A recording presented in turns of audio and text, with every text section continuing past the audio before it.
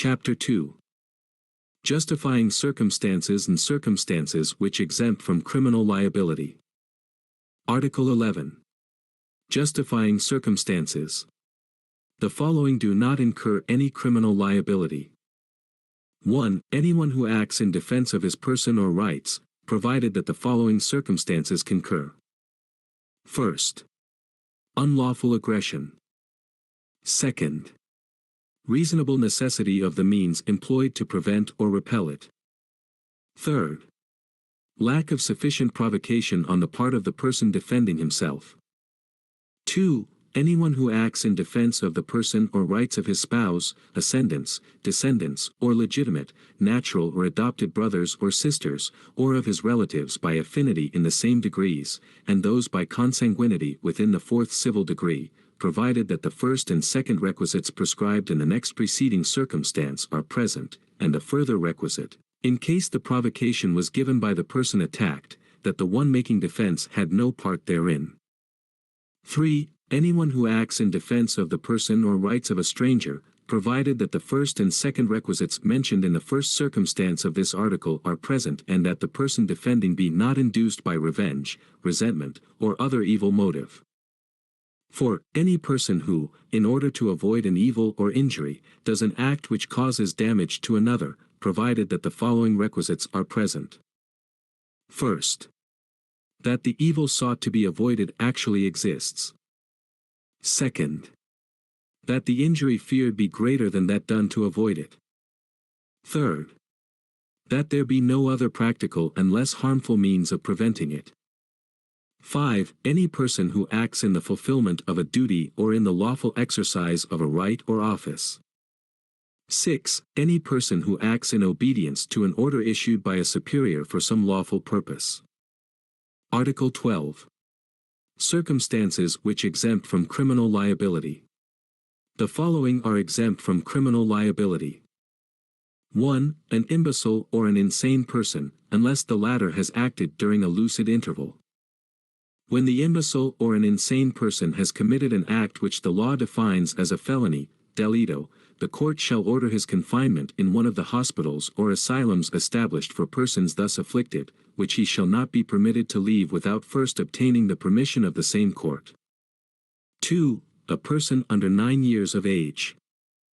3. A person over 9 years of age and under 15, unless he has acted with discernment, in which case, such minor shall be proceeded against in accordance with the provisions of Article 80 of this Code.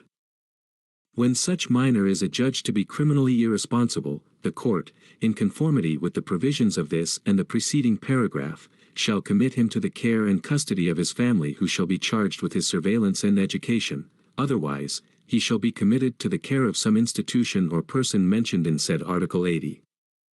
4. Any person who, while performing a lawful act with due care, causes an injury by mere accident without fault or intention of causing it. 5. Any person who acts under the compulsion of an irresistible force. 6. Any person who acts under the impulse of an uncontrollable fear of an equal or greater injury. 7. Any person who fails to perform an act required by law, when prevented by some lawful or insuperable cause. Chapter 3. Circumstances which mitigate criminal liability. Article 13. Mitigating circumstances. The following are mitigating circumstances. 1. Those mentioned in the preceding chapter, when all the requisites necessary to justify the act or to exempt from criminal liability in the respective cases are not attendant. 2. That the offender is under 18 years of age or over 70 years. In the case of the minor, he shall be proceeded against in accordance with the provisions of Article 80. 3. That the offender had no intention to commit so grave a wrong as that committed. 4. That sufficient provocation or threat on the part of the offended party immediately preceded the act. 5. That the act was committed in the immediate vindication of a grave offense to the one committing the felony, delito, his spouse, ascendants, descendants, legitimate, natural, or adopted brothers or sisters, or relatives by affinity within the same degrees. 6. that of having acted upon an impulse so powerful as naturally to have produced passion or obfuscation.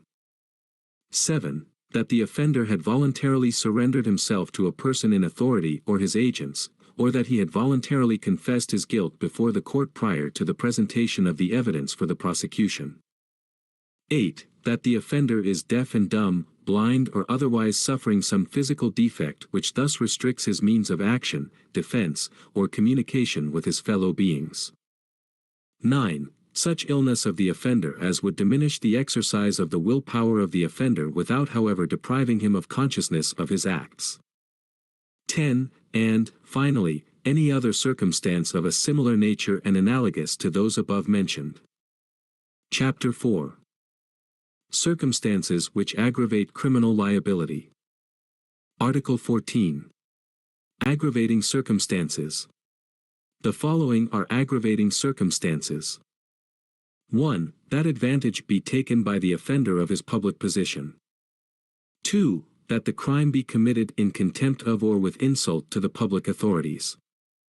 3. That the act be committed with insult or in disregard of the respect due to the offended party on account of his rank, age, or sex, or that it be committed in the dwelling of the offended party, if the latter has not given provocation. 4. That the act be committed with abuse of confidence or obvious ungratefulness. 5. That the crime be committed in the palace of the chief executive, or in his presence, or where public authorities are engaged in the discharge of their duties, or in a place dedicated to religious worship. 6. That the crime be committed in the nighttime, or in an uninhabited place, or by a band, whenever such circumstances may facilitate the commission of the offense. Whenever more than 3 armed malefactors shall have acted together in the commission of an offense, it shall be deemed to have been committed by a band. 7. That the crime be committed on the occasion of a conflagration, shipwreck, earthquake, epidemic or other calamity or misfortune. 8. That the crime be committed with the aid of armed men or persons who ensure or afford impunity. 9. That the accused is a recidivist. A recidivist is one who, at the time of his trial for one crime, shall have been previously convicted by final judgment of another crime embraced in the same title of this code.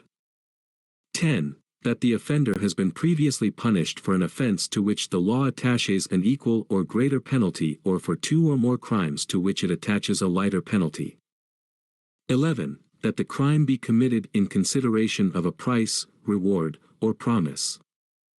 12. That the crime be committed by means of inundation, fire, poison, explosion, stranding of a vessel or intentional damage thereto, derailment of a locomotive, or by the use of any other artifice involving great waste and ruin.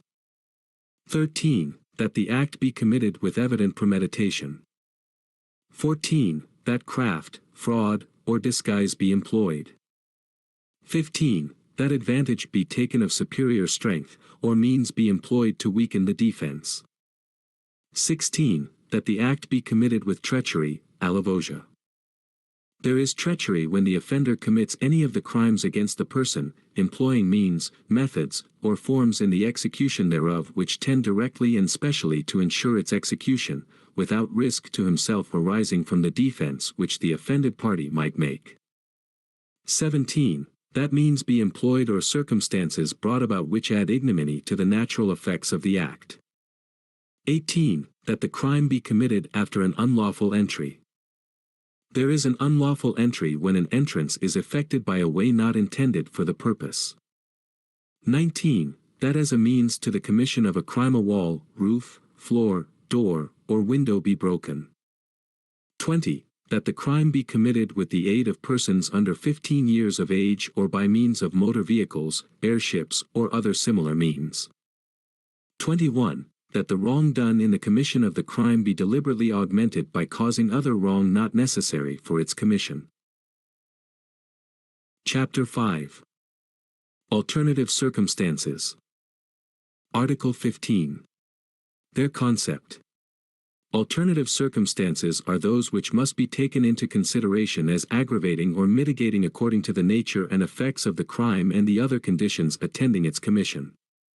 They are the relationship, intoxication, and the degree of instruction and education of the offender. The alternative circumstance of relationship shall be taken into consideration when the offended party is the spouse, ascendant, descendant, legitimate, natural, or adopted brother or sister, or relative by affinity in the same degrees of the offender. The intoxication of the offender shall be taken into consideration as a mitigating circumstance when the offender has committed a felony in a state of intoxication, if the same is not habitual or subsequent to the plan to commit said felony. But when the intoxication is habitual or intentional, it shall be considered as an aggravating circumstance.